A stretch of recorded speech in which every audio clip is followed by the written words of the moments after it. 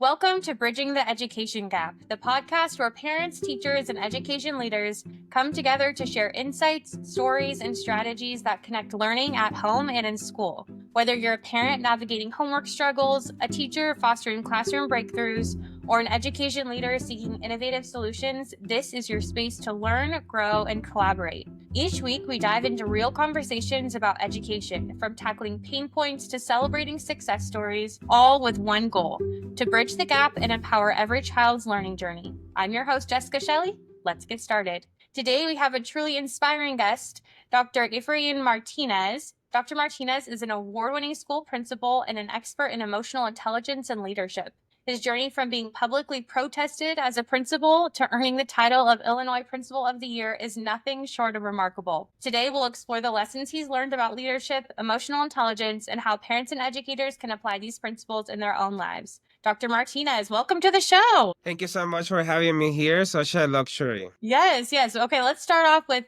sharing about your story of your early days as a principal and that pivotal moment that made you realize the importance of emotional intelligence. Certainly. So I became an educator, wanted to be a principal from the beginning. I had a figure growing up. I often spent a lot of time in the office, and this person will tell me something that sounded like only focus in things that you can control. Later in life, I realized that she was quoting Epictetus, who is probably my favorite philosopher. And I became an educator, wanted to be a principal right away. And when I became a principal, I thought I did a entry plan. I created this beautiful application. I got the job. And under my naive mind, I thought, well, I will say things and people will say, yes, sir, let's do it. And oof, was I wrong. I was not considering how the words that I was providing, how they were landing in the people that I was trying to lead. And it was rough. It was rough. I thought I was going to quit. I thought I was a disaster. I had not one, but two parent protests. And to say it briefly, I arrived 2 different days to schools to be surprised with camera crews, ABC, NBC, Telemundo, and Univision. And I was like in shock, like, oh my goodness, my career is over. So one day, I was driving to work late, depressed, sad, hating my life, and I saw this car on fire. And I decided to get out of my car and help this individual who was burning. And that was really a punch in the gut, because just the next day, the sibling of one of my favorite students passed away in a tragic accident. And I went into a period of my life where mental health did not allow me to go to work, and I was granted a leave of absence. And during the leave of absence, I decided that I wanted to give it one more try to this. So I started thinking on what to focus on, what I needed to improve, and I started shadowing successful principals, because I just couldn't understand. I had the same degree, I took the same classes, I went to the same training, but some of my peers were succeeding. And I started seeing them. And I went to see this gentleman called Charles Anderson. And Charles is still a principal. Loved in his school. Amazing scores. Doing amazing things with students with more difficulties than the students I was trying to lead. And I just couldn't understand. And suddenly I go into his office. And in his office, he has a bunch of shoes. He's into fashion. And he has a pair of shoes that are a replica of the Pope. And I was like, oh, this is so cool. And I took pictures of it. And I said, you had the shoes of the Pope? And he said, yes, because sometimes I have to walk these hallways like I am the Pope. And suddenly it struck to me that when you are leading a school, you're like a pope who has to visit the churches of different countries with different ways of thinking, and you had to somehow lead them through one mission with allowing people being something that is not exactly the way you might think is the perfect way, but it's the right way. And that got me through emotional intelligence after he told me something that resounded with me. He said, Emotional intelligence is the sine qua non of leadership. And like a sine qua non moment, he got me at sine qua non. I was so excited. I got into college. I started studying on like how controlling my own emotions, how to understand the emotions of others, how to position my body when I talk to people in a way that makes them feel that I care what they are saying, how to act sincerely. And Jessica, I went from being the most hated, most failure principal to being Illinois Principal of the Year. An incredible story and journey. Oh my gosh, I can't wait to dive more into this and all of the learnings that you've had in your tenure. So, how would you define emotional intelligence in the context of leadership, and why do you believe that it is the key to success? Thank you. So, emotional intelligence, there's different varieties, there's different authors, but the one who really got this kicked in is called Daniel Goleman. So, Daniel Goleman took research from physicians, from business leaders, from academics, and he got together into a formula of 5 steps. The first one being self awareness. Any leader has to know how they are feeling, and for that, you need vocabulary because it's not just happy, sad, angry. There's so many varieties. So understanding oneself is the first step for emotional intelligence. The second one then is self-regulation. Like, what do I do when I feel upset? When I feel angry, when I feel frustrated with someone who you are trying to lead, who's trying to do their best, but they might not be able to reach that. It's not about telling someone to do something, but like supporting people to get to a place where they want to do something. So for that, you need to self-regulate. Then you need the art of empathy. You need to put yourself in the shoes of others, but in a way that is sincere, not in a way where you are faking it because people will be able to tell if you don't mean it. Then you need to get all these things together and create what is called social skills. The art of dealing with people, talking with people. Sometimes you have to talk to a superintendent, to an assistant superintendent, to an assistant principal, to a teacher, to a custodian, to a community member, to a student that is in 5th grade, in kindergarten, in 3rd grade. There's different levels. And when you adapt yourself to a point where they feel that you sincerely care, then you have people that kumbaya with you and you get this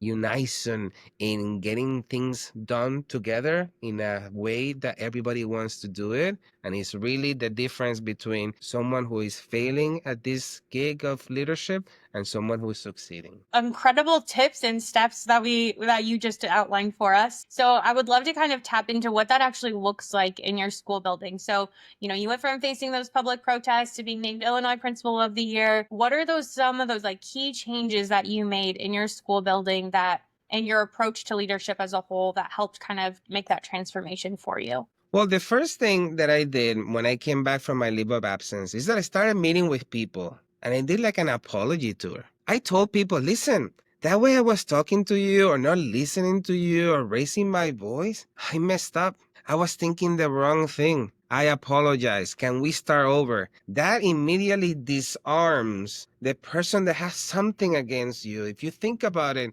everything in history that has gotten to a place is because we have not been able to communicate. So I was able to do that, and I have been able to emulate that throughout my career. So, for example, I had in my current school, I had a teacher who wanted to do X activity. And instead of waiting for a moment that was the right way, I picked the wrong moment to tell the person, hey, we should not do that activity. And the person got offended. And all over the weekend, I was thinking, but I told the person in a nice way. I was not rude.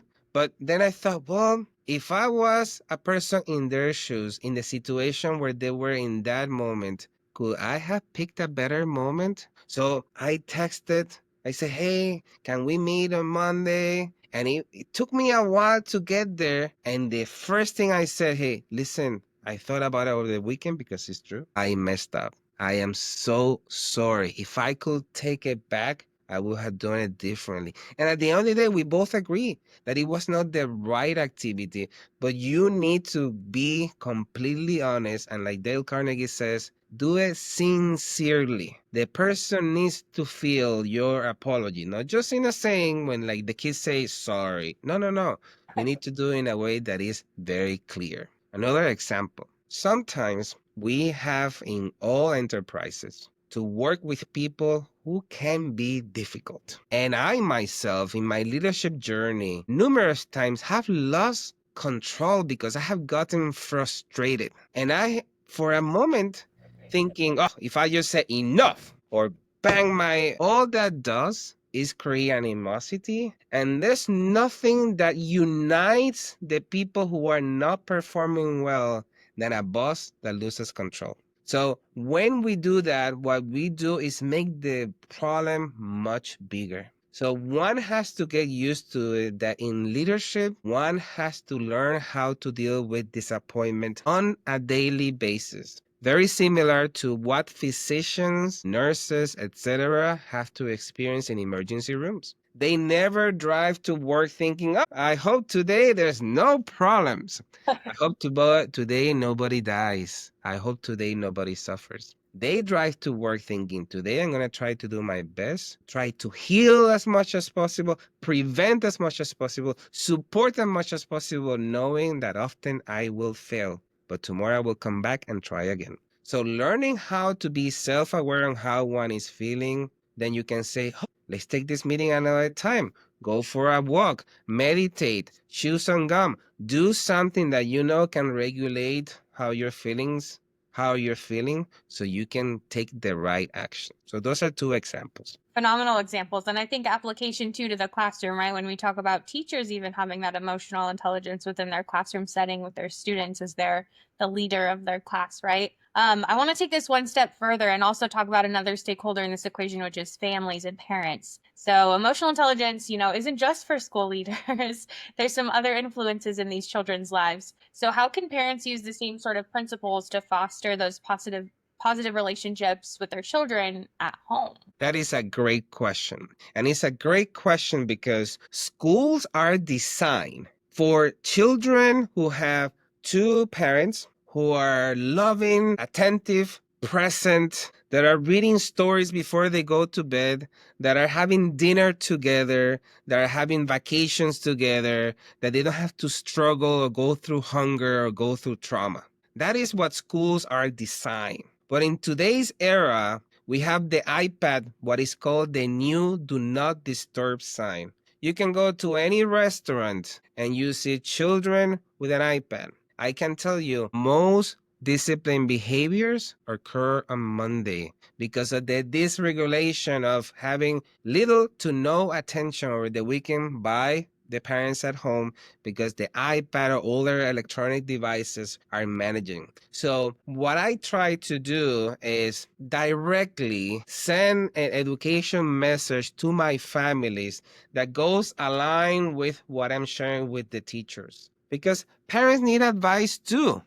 There's no book that is, I would say, seminal, like we have in education. Oh, for this, you can read this book. For that, you can read that book.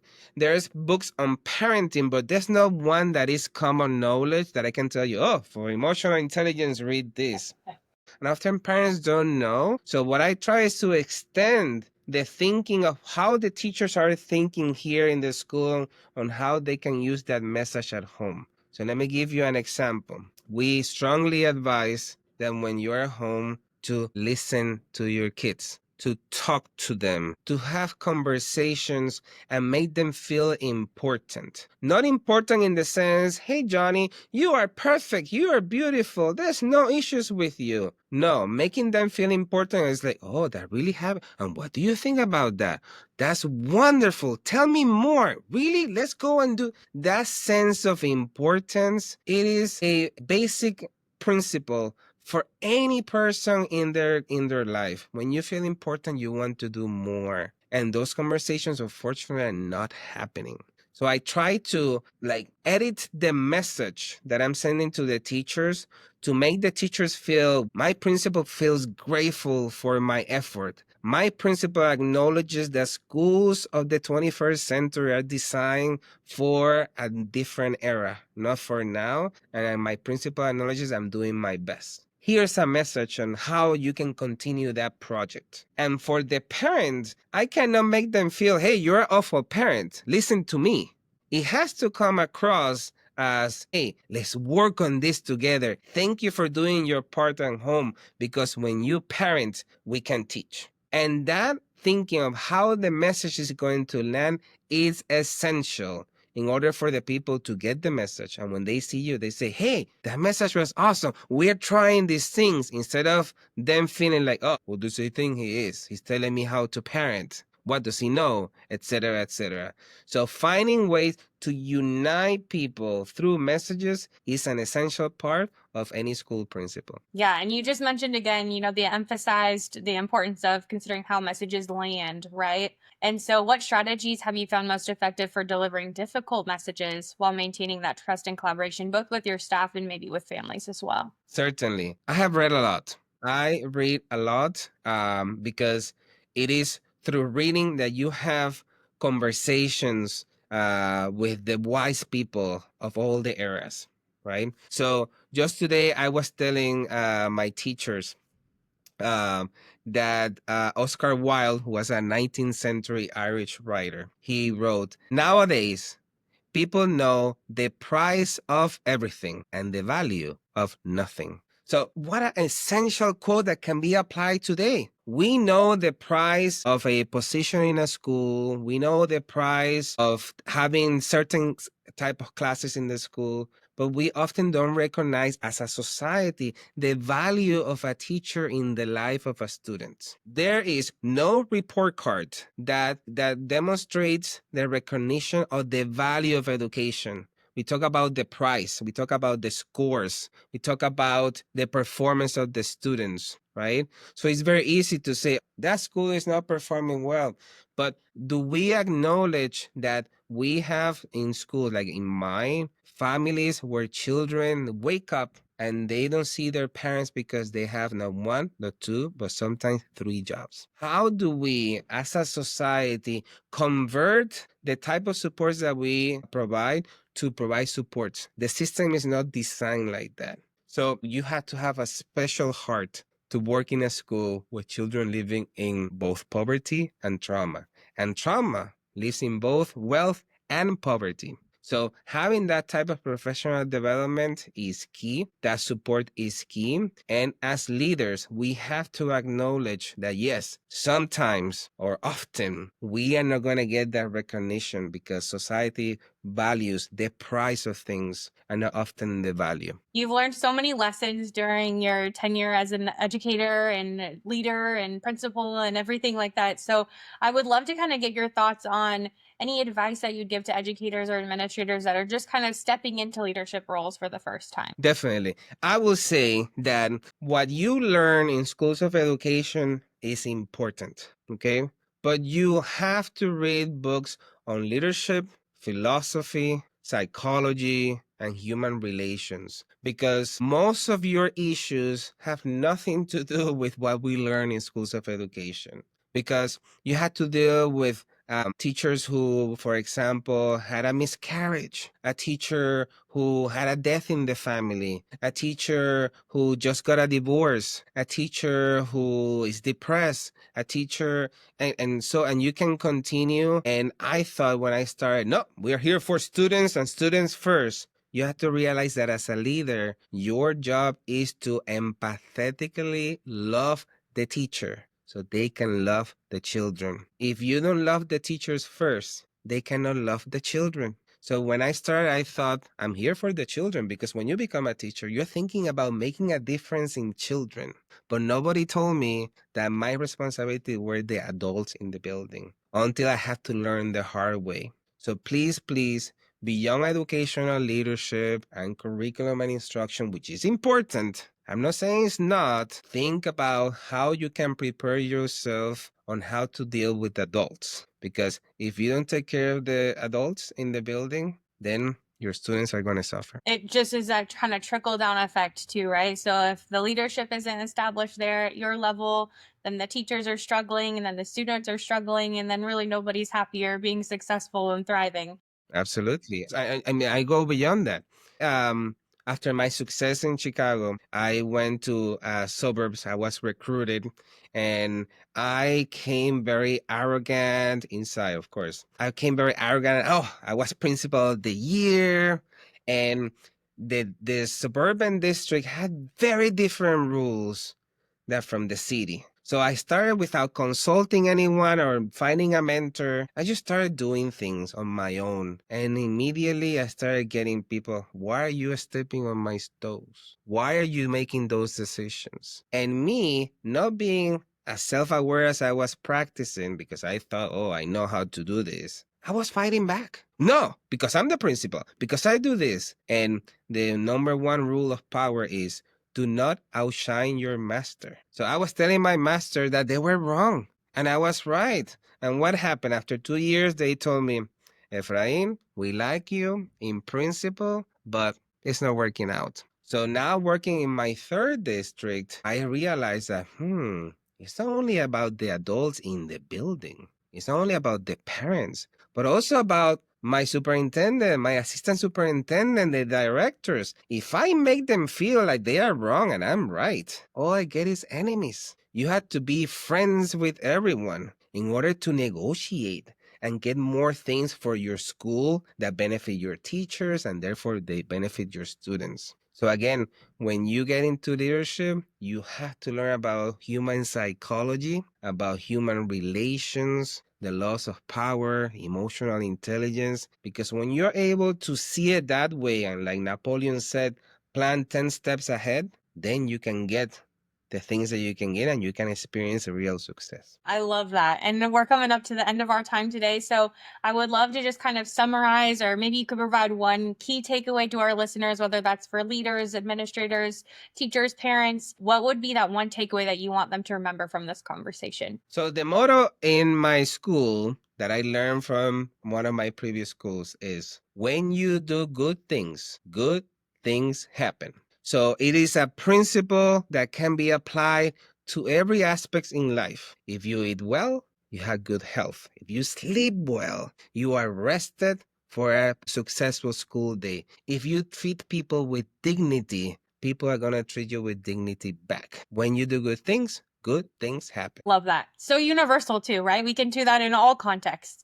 Absolutely. Well, Dr. Martinez, thank you so much for sharing your insights and experiences with us today. Your journey is a powerful testament to the impact of emotional intelligence in leadership, and I know our listeners will walk away with valuable lessons that they can apply to their own lives. And to our listeners, thank you for tuning in to another episode of Bridging the Education Gap. If you enjoyed this episode, be sure to subscribe and share it with others in your community. Join us next time as we continue to explore how educators and parents can work together to empower every child's journey.